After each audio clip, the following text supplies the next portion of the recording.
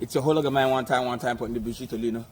Small Cody Tolino in a Texas Ticitos. Everybody I'm a go scampalitos. But I'm gonna show you one time how to protect your waterlito Ticitos. You know how they go. It's very, very necessary. One time. Boom, let's go. Confirmento.